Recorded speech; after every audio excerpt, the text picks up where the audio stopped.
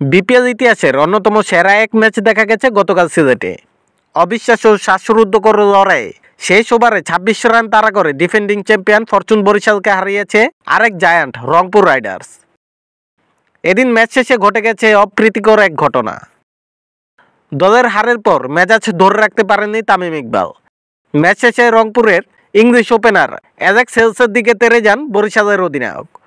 পরে স্পোর্টস 24-এ দেওয়া সাক্ষাৎকারে তামিমের বিরুদ্ধে অভিযোগও করেছেন ইংলিশ ব্যাটার।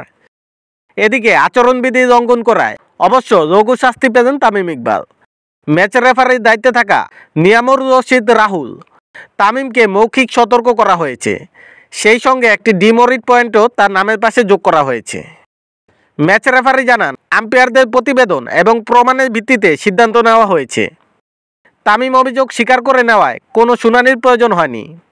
তবে বিসিবি থেকে এখনও আনুষ্ঠানিক কোনো ঘোষণা আসেনি।